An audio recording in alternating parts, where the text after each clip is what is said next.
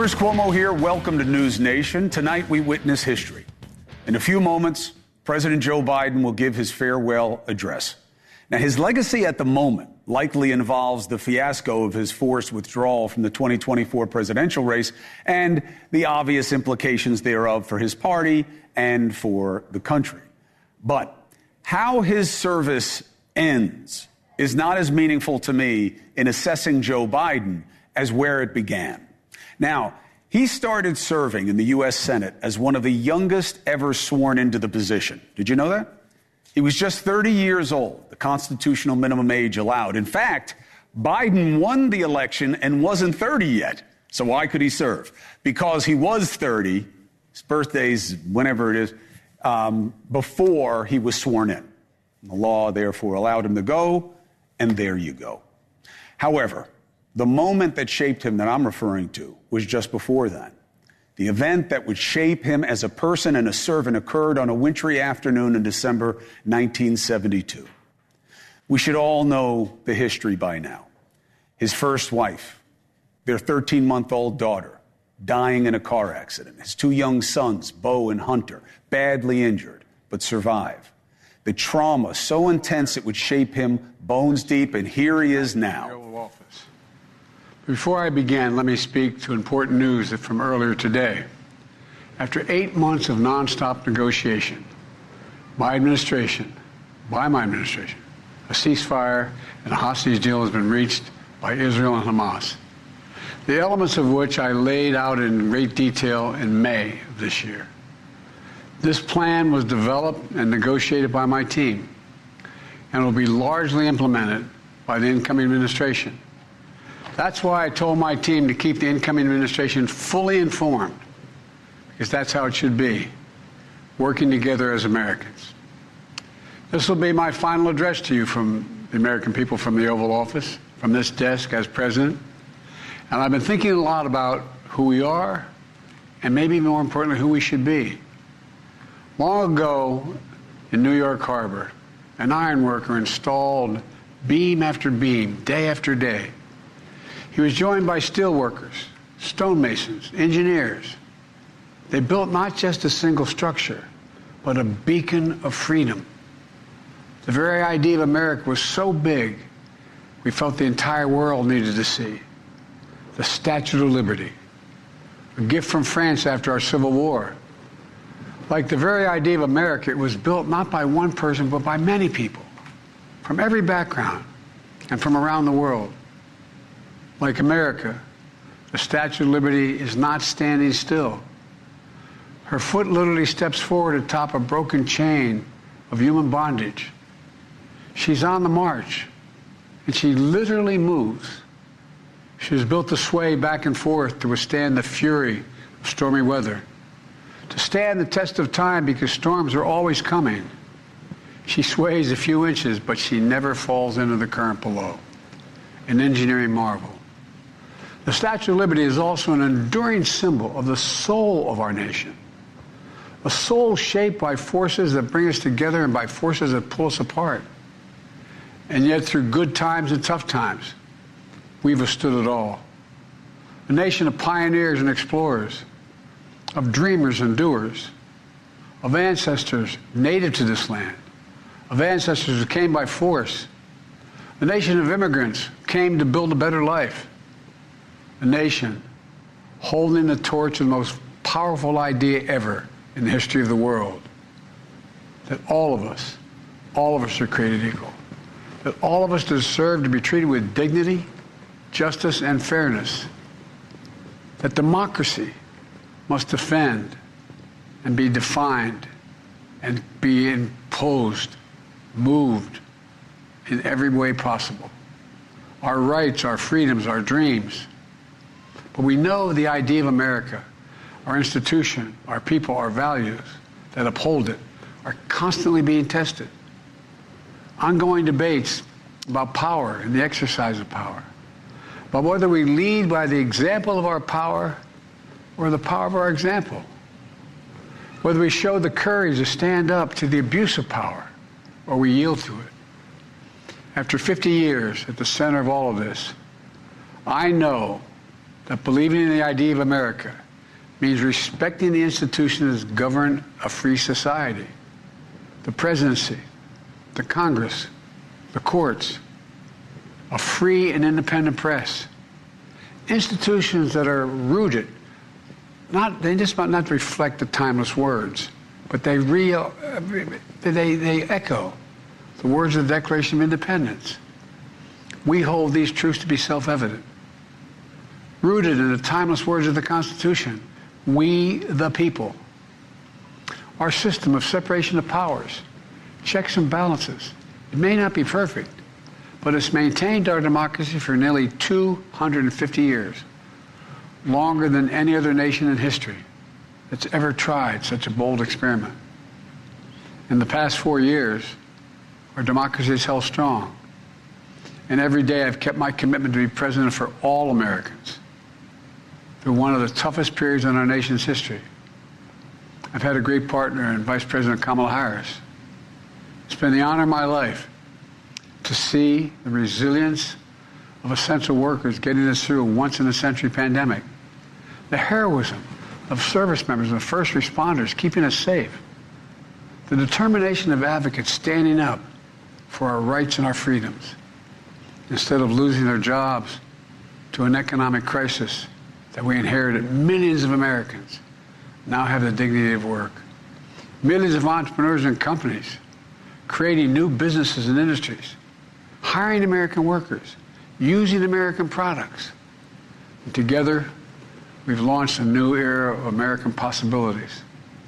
One of the greatest modernizations of infrastructure in our entire history, from new roads, bridges, clean water, affordable high-speed internet for every American. We invented the semiconductor, smaller than the tip of my little finger, and now is bringing those chip factories and those jobs back to America where they belong, creating thousands of jobs. Finally, giving Medicare the power to negotiate lower prescription drug prices for millions of seniors. And finally, doing something to protect our children and our families by passing the most significant gun safety law in 30 years and bringing violent crime to a 50-year low, meeting our sacred obligation to over 1 million veterans so far who are exposed to toxic materials, and to their families, providing medical care and education benefits and more for their families. You know, it will take time to feel the full impact of all we've done together. But the seeds are planted, and they'll grow and they'll bloom for decades to come. At home, we've created nearly 17 million new jobs, more than any other single administration, a single term. More people have health care than ever before. And overseas, we've strengthened NATO. Ukraine is still free. And we've pulled ahead of our competition with China. And so much more. I'm so proud of how much we've accomplished together for the American people. And I wish the incoming administration success, because I want America to succeed. That's why I've held my duty to ensure a peaceful and orderly transition of power, to ensure we lead by the power of our example. I have no doubt that America is in a position to continue to succeed. That's why my farewell address tonight, I want to warn the country of some things that give me great concern. And that's a dangerous concentration of power in the hands of a very few ultra-wealthy people. And the dangerous consequences if their abuse of power is left unchecked. Today, an oligarchy is taking shape in America of extreme wealth, power, and influence that literally threatens our entire democracy, our basic rights and freedoms, and a fair shot for everyone to get ahead. We see the consequences all across America, and we've seen it before. More than a century ago, but the American people stood up to the robber barons back then and busted the trusts. They didn't punish the wealthy. They just made the wealthy play by the rules everybody else had to. Workers want rights to earn their fair share. You know, they were dealt into the deal, and it helped put us on a path to building the largest middle class, the most prosperous century any nation in the world has ever seen. And we've got to do that again. In the last 4 years, that is exactly what we've done. People should be able to make as much as they can, but play by the same rules. Pay their fair share of taxes. So much is at stake. Right now, the existential threat of climate change has never been clearer. Just look across the country, from California to North Carolina. That's why I signed the most significant climate and clean energy law ever in the history of the world, and the rest of the world is trying to model it now. It's working, creating jobs and industries of the future. Now, we've proven we don't have to choose between protecting the environment and growing the economy. We're doing both. The powerful forces want to wield their unchecked influence to eliminate the steps we've taken to tackle the climate crisis, to serve their own interest for power and profit. We must not be bullied into sacrificing the future of our children and our grandchildren. We must keep pushing forward and push faster. There's no time to waste. It's also clear that American leadership in technology is an unparalleled source of innovation that can transform lives. We see the same dangers of the concentration of technology, power, and wealth. You know, his farewell address, President Eisenhower spoke of the dangers of the military-industrial complex. He warned us then about, and I quote, the potential for the disastrous rise of misplaced power, end of quote. 6 decades later, I'm equally concerned about the potential rise of a tech-industrial complex that could pose real dangers for our country as well. Americans are being buried under an avalanche of misinformation and disinformation, enabling the abuse of power. The free press is crumbling. Editors are disappearing. Social media is giving up on fact-checking. The truth is smothered by lies told for power and for profit. We must hold the social platforms accountable to protect our children, our families, and our very democracy from the abuse of power. Meanwhile, artificial intelligence is the most consequential technology of our time, perhaps of all time. Nothing offers more profound possibilities and risk for our economy and our security, our society, for humanity. Artificial intelligence even has the potential to help us answer my call to end cancer as we know it. But unless safeguards are in place, AI could spawn new threats to our rights, our way of life, to our privacy, how we work, and how we protect our nation. We must make sure AI is safe and trustworthy and good for all humankind. In the age of AI, it's more important than ever that the people must govern. And as the land of liberty, America, not China, must lead the world in the development of AI.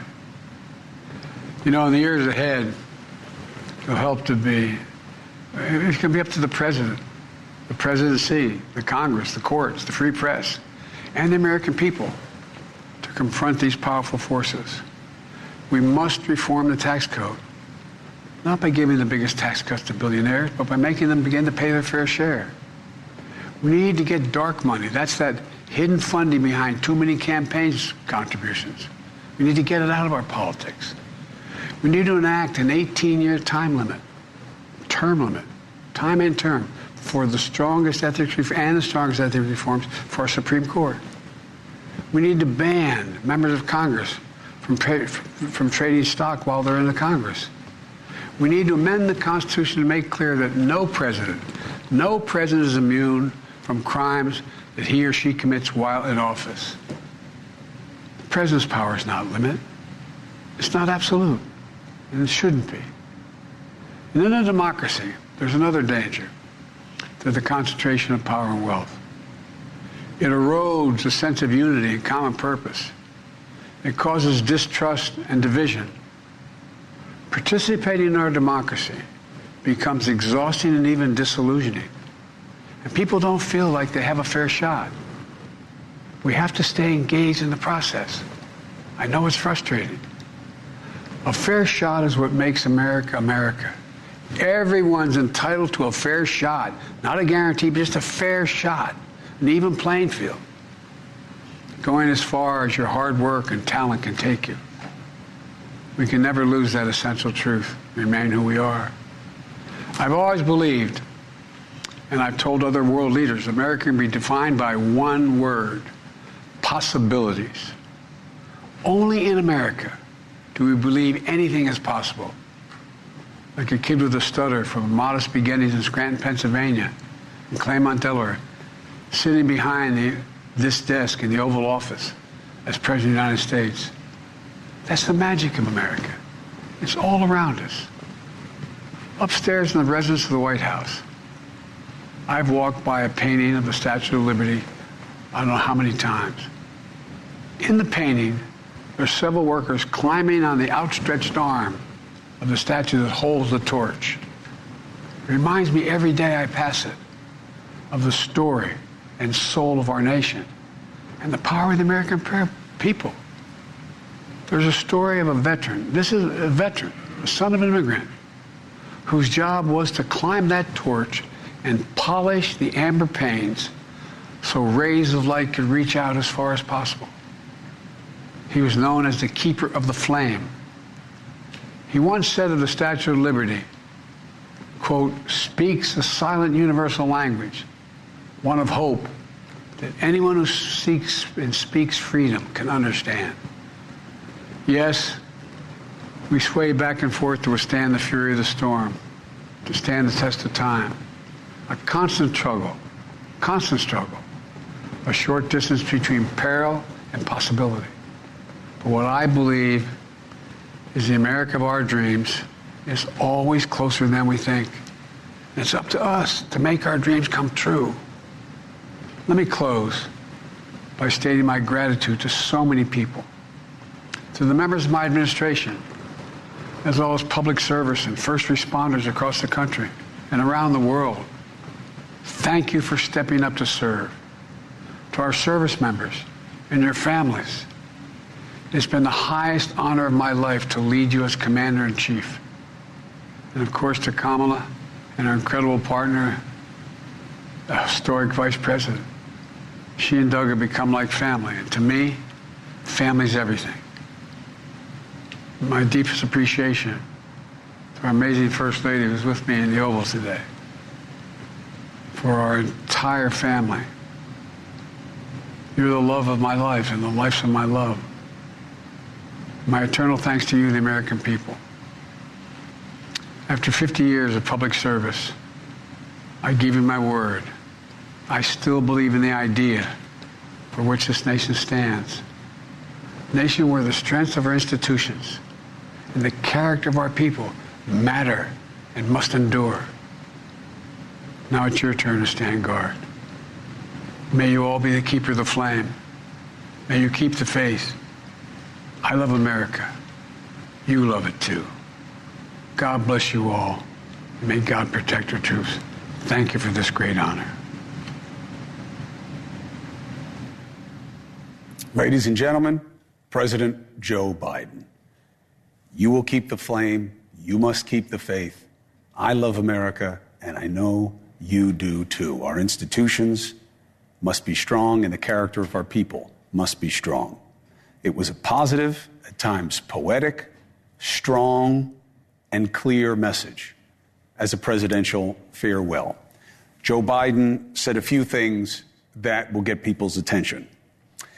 First, he said that he wants good things for the incoming president, the returning president, because he wants good things for the country. Now, that may seem trite, but it is true for far too few of us right now. If you love the country and you want good things, you should be hopeful that good things can come from this administration. We'll see what happens. But President Joe Biden was right to put that front and center. He also said that he sees a really major threat as once we feared the military-industrial complex, which clearly has had a great run, he now fears the artificial intelligence, the social media, the digital industrial complex and its influence on us.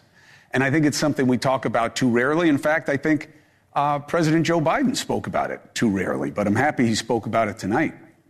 We all know social media is good for democratizing media, but more is not always better. And there are a lot of bad things coming our way. And he outlined his concerns about what has to be in control. And he also tucked in there his concerns about China, which I think are probably in part motivating his targeting of TikTok, which we'll deal with later in the show.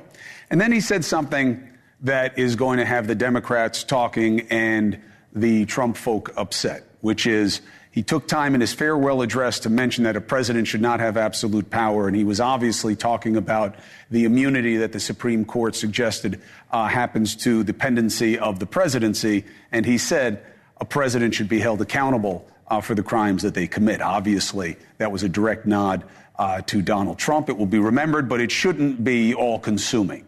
There was a lot in this message tonight that sends Joe Biden off on a strong and good foot. But I do want to end my commentary on what he said with what I believe is the best line he's ever said during his time in public service. He is called the consoler-in-chief because of how he changed by what happened to his wife and kids back in 1972. He decided to serve at only 30, went back every night to be with his boys. And he would reach out to people. Stories abound over decades, 50 years worth, of him reaching out to people he knew well and not at all, helping them in their time of need with a salve, a bandage for their wound in words. He would tell them, at some point, not today, but someday, their memory will bring a smile to your face before it brings a tear to your eye. I know it because he said those words to me when my pop died 10 years ago, and I will never forget them. He is called the consoler-in-chief, and that is high praise. Joe Biden's presidency will be put under the microscope of scrutiny now and in time, and its reckoning will change most likely, as often happens. But as a man who deserves respect as consoler-in-chief, that will stand the test of time. For perspective on what this meant and how he'll be remembered and what it means for the state of play going forward, Bill O'Reilly and Stephen A. Smith join us right now. Gentlemen, thank you both. Brother Bill, how did you take the president's farewell address?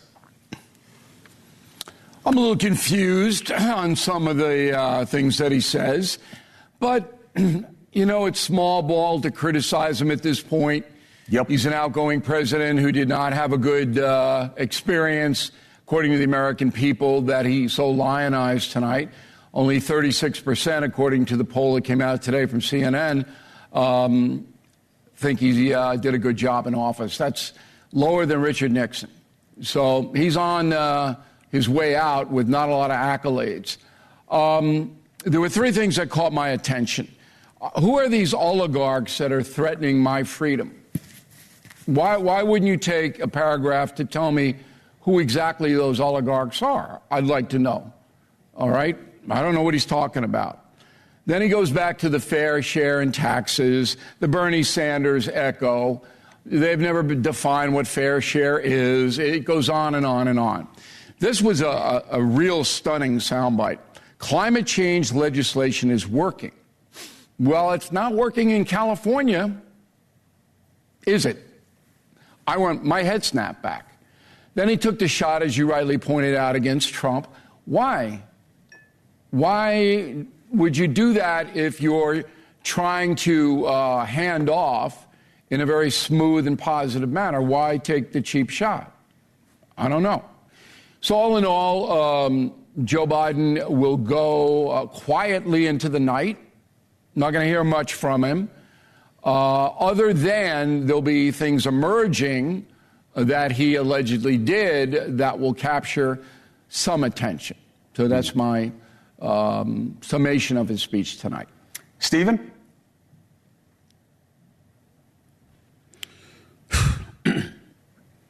I was sad, guys. I was sad.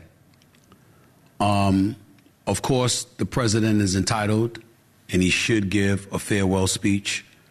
There is no question about that. But different times invade us all.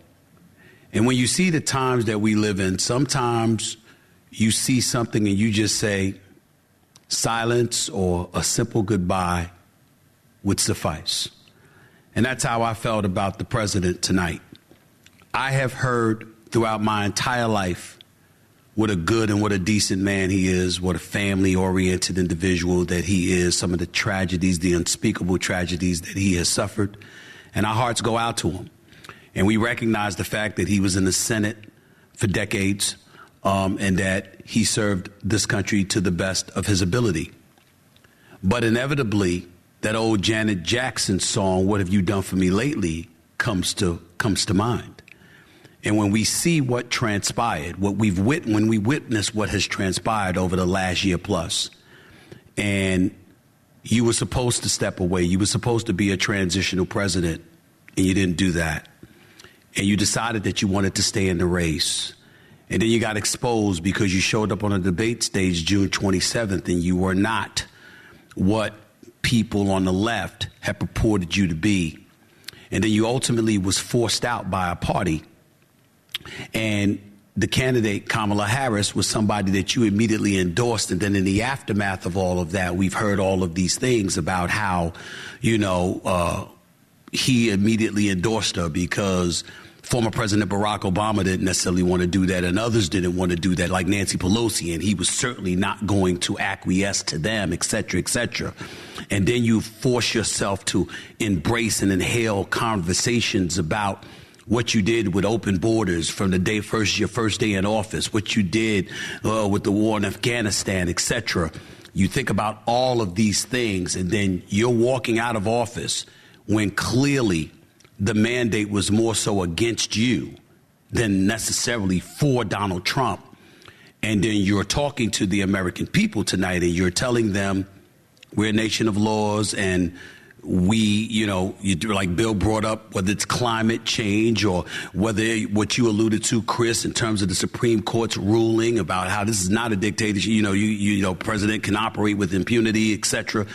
All of these things come to mind that you're trying to speak against, and essentially you're trying to still have that level of influence, and that's faded. It's faded. We've moved beyond that as a nation. Nobody with a decent soul wants anything negative, anything harmful, anything bad to fall upon him in any way. But in the same breath, there's a lot of people out there that didn't want to hear what he had to say months ago when he was president. And unfortunately, maybe not me, maybe not you two, but unfortunately, there's not a lot of Americans that were interested in hearing what he had to say tonight. And that's sad.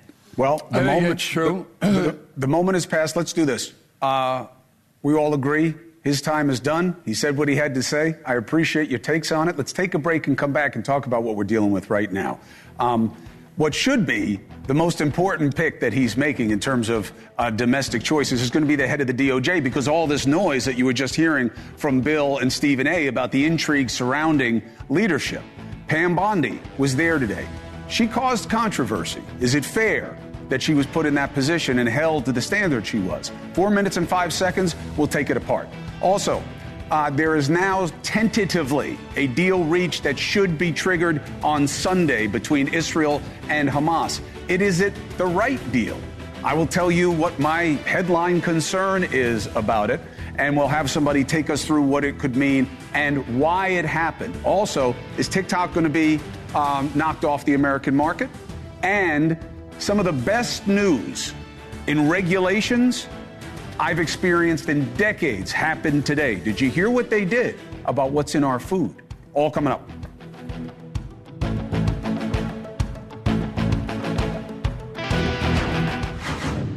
Public service. I give you my word. I still believe in the idea for which this nation stands. A nation where the strengths of our institutions and the character of our people matter and must endure. President Biden giving his farewell speech to the nation just moments ago, and endure we are. And there is the question of the formation of the new administration that's taking place right now. And there was a big hearing today. Didn't get a lot of pickup. The Senate was vetting Trump's pick for Attorney General, Pam Bondi. Here's a taste. Who won the 2020 presidential election? Joe Biden is the President of the United States. I can say that Donald Trump won the 2024 election. I may not like it, but I can say it. You cannot say who won the 2020 presidential election. Are you aware of any factual basis to investigate Liz Cheney? Yes or no? Senator, that's a hypothetical, and I'm not going to answer that question. No, it's not hypothetical. I'm asking you, sitting here today, whether you are aware of a factual predicate to investigate Liz Cheney. Senator, no one Based has on asked what you me know. to investigate Liz Cheney. That is a hypothetical. The president has called for it publicly. You are aware of that, aren't you? No one has asked me to investigate But the president Liz. has We're called, also worried about Liz Cheney, The Senator. president has You know called what we for should this. be worried about? Ms. Bondi, please the crime rate answer in my California questions. right now You is are aware, through the roof. And there, ladies and gentlemen, is why nothing gets done. All right? You got to ask yourself, where is Schiff getting this attitude from, by the way? He's like the last person who should be talking about what basis you have to investigate anything. And in his defense, that wasn't a hypothetical question, whether or not you know anything of a factual basis to investigate somebody. But the thing that caught everybody's eye is, why wouldn't Pam Bondi say what she thought had happened when Joe Biden won the election? Let's get the take of better minds. Bill O'Reilly and the host of the Stephen A. Smith Show, Stephen A. Smith. Bill O'Reilly, explain. Explain what? I wouldn't answer the question either. It's ridiculous. It's a Who diversion. won the election? Everybody has an opinion. Who won the Joe election? Biden's president of the United States. You don't think the question Attorney was General framed. should be able to openly acknowledge the duly certified constitutional enforcement of the last election? That wasn't the question. Yeah, the question was, will you say? Yeah. And Bondi said, Biden's president. Look, all this was a gotcha game. That's all. It had nothing to do with Pam Bondi's qualifications, what her vision is to reform the Justice Department. It's just a exceedingly annoying gotcha game that Schiff and Hirano play every hour on the hour. People have opinions, Cuomo, and they're entitled to those opinions, including Pam Bondi and Donald Trump. Some people believe that election in 20 wasn't legit. I don't happen to concur with that, but I'm not going to run them down and beat them to a pulp because they hold that opinion. Depends what they're doing with that opinion. If somebody believes the Earth is only 2,000 years old, do you want them in charge of our science?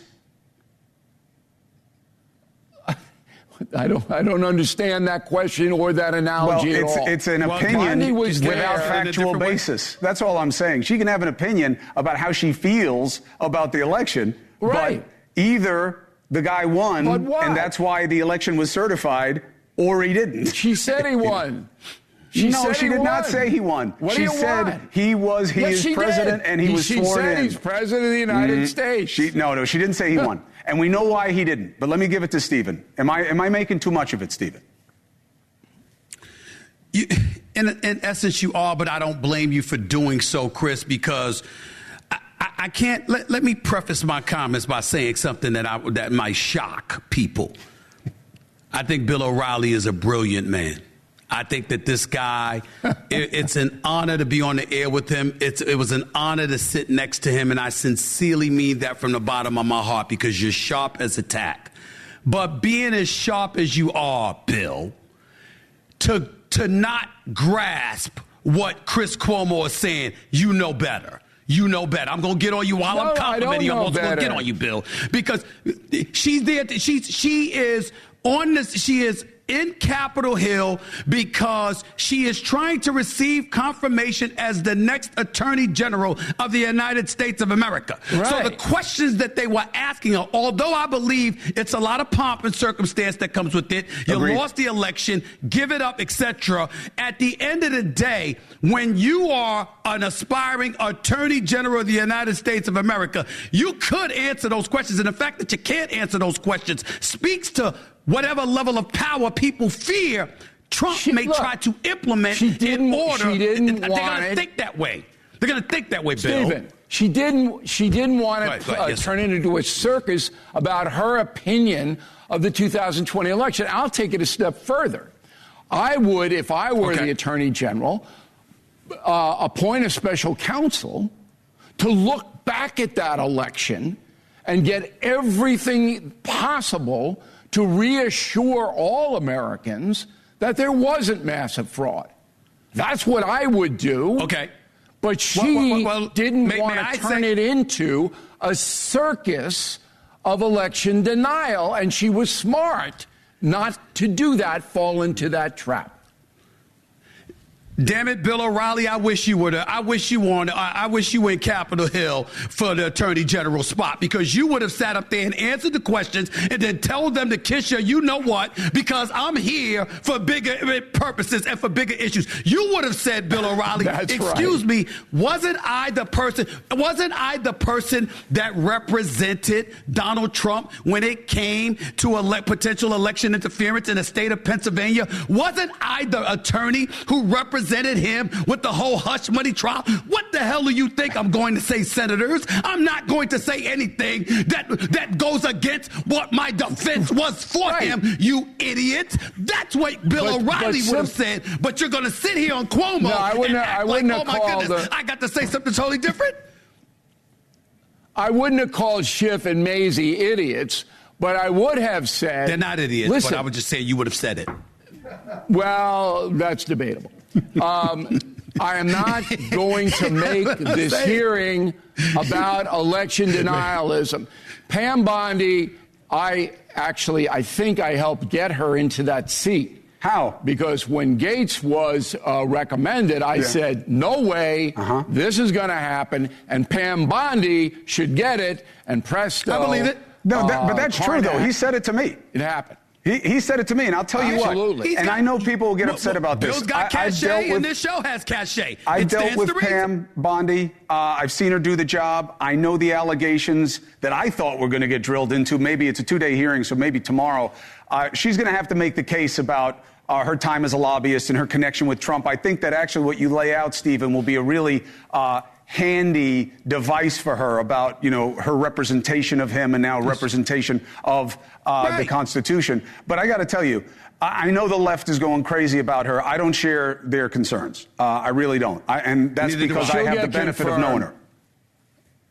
I want to make a sports analogy to go ahead. So Stephen A. is happy. All right? Joe Biden is going out the same way Aaron Rodgers went out. Oh, you think he's done? Quarterback of the Jets. I do. Ouch. Wow, that's really damning. Rodgers comes in. Analogizing him to a Jets player, that's low, Bill. Listen. No, it's not. It's just an opinion. It's not low. It's the not Jets personal. suck. Who wants to be on the Jets? Okay, it's based on performance. Rodgers comes in with all of the money, with the hope that he's going to drive the team into the playoffs. And he goes out whimpering because he failed. What I would say... And it's the same thing with President Biden. I get it. I'm trying to help you, Bill. I know this is sports. This is sports, baby. I'm here for you. Your analogy is really, really good. Yes. With one exception. Thank you. Aaron Rodgers probably is going to come back and play. Biden ain't coming back. No. That's what I would tell you. And I hope not. He's not going to play for the Jets. Chris. No, he might. I don't know. But in the case of Pam Bondi, listen, he's not. You don't have people up there. Don't have people up there questioning her credentials. Right. What they're questioning is your loyalty and your fealty to President Trump, President-elect Trump. That's what they're questioning, and whether or not that's going to compromise. Right. What you do and how you do the job as Attorney General. Who doesn't know that? My point is that everybody knows. Yeah, but her saying, everybody knows the primary thing that President. Wait. Everybody knows the primary thing Donald Trump wants is loyalty, and all of the people that he has nominated, the number one thing is loyalty to him. One more thing. Pam Bondi has more chance to start for the New York Jets next September than Aaron Rodgers does. Wow. Okay, fine. We can argue about that another day, and I can school you on that. That I can school you on. Having said that, let me say this. I understand what they were doing. My point in them asking Pam Bondi those questions is they sounded like they were on the campaign trail again against Trump. It's senseless. You lost the American people. They are tone deaf to it now. Right. They don't want to hear it anymore. They think you're full of it. So you're playing right into their hands by grilling her with the way, with the questions that you're grilling her with, because now you look like you can't accept that you've lost as a Democratic Party. And that is the problem. Excellent point. That was very good. You get an amen Stephen across the board. And we saw it yesterday. We saw it today. I still have to watch what happens with Tulsi Gabbard, but once I see that hearing, I'll reassess my judgment right now, which is they're all going to get confirmed. Everybody's getting confirmed. Not RFK. And Chris, you don't think Bobby gets through? No. All right. He said too many wacky things. Hegseth could be in trouble too, in my estimation. Hey, if that was the bar, we'd have a different president. In my opinion too. If saying too many wacky things, one vote. That's true. That's true. We'll see. By the way, Chris. Yes, sir. By the way, Chris. Just to be clear, I am not calling any politicians idiots. I know. I am saying Bill would have. I know. Let me be clear. I know, and he says it's debatable. And the only thing that we should all agree on is the Jets suck. Okay. Bill O'Reilly, Stephen A. Smith. Thank you both, and I'll speak to you again. I love sharing history with you guys. It's great to be a witness to history with you, too. Be well. All right, it's 2 hours tonight. That's why I'm not as, how much time do I have left, as I am usually every night. Got plenty of time. 4 minutes and 30 seconds. It's going to give us the luxury of spending time on that, giving full breath to it. And now, what kind of deal is this that Israel and Hamas are supposedly making that will be triggered on Sunday, begins on Sunday? Is it a good deal? Who made this deal? It doesn't matter to me, but it is a point of political intrigue, Biden or Trump. We'll discuss it. And I'll tell you what I don't like about the deal right now. There aren't enough hostages coming back. I don't understand how you make this kind of deal and just get a fraction of the hostages. I don't get it. A better mind will explain. Next.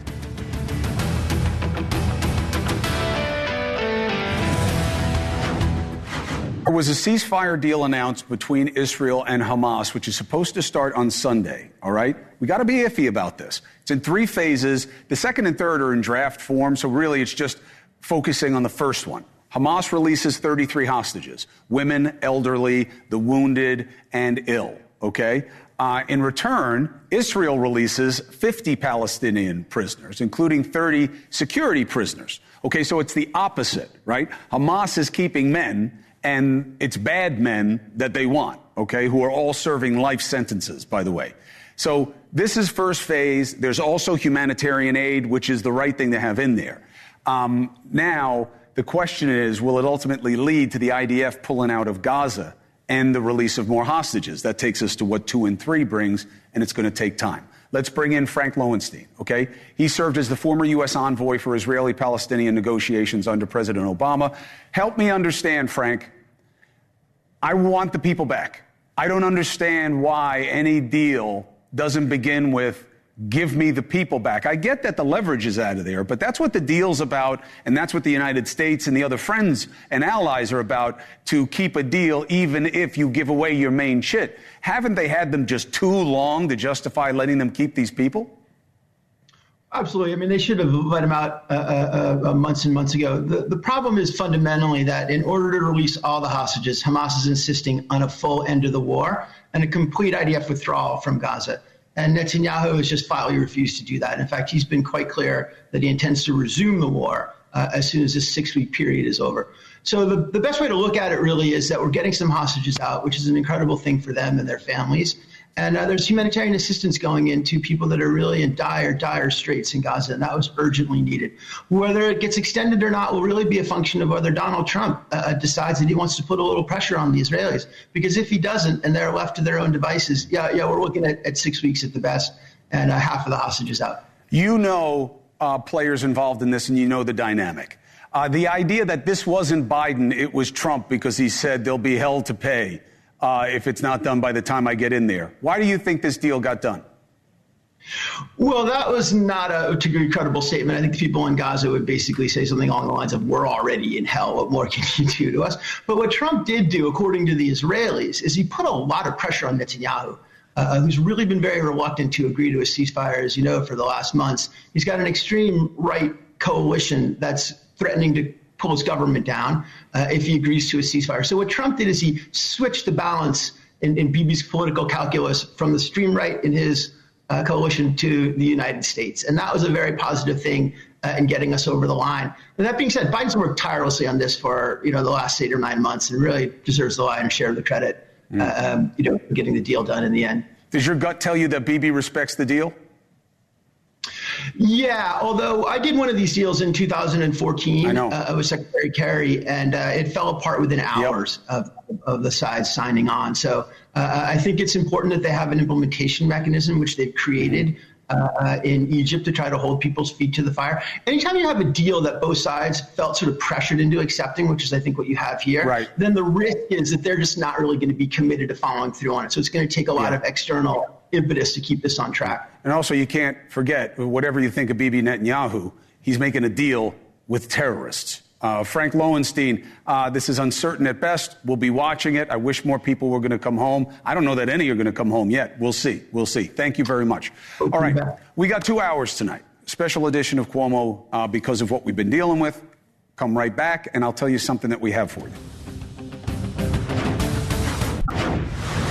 So what do you think? Is TikTok going to be banned? I don't know how it happens. I think we're laboring with some misinformation here. So the House passed a bill months ago. The Senate has not passed the bill. So how can this go into effect on the 19th? The answer would be executive action. Really, there are 2 ways, but the easiest way would be executive action by Biden, who, as you heard, if you listen to his farewell address tonight, definitely is very anti-China when it comes to digital tech. And there is an allegation, a suggestion that TikTok is run by the Chinese.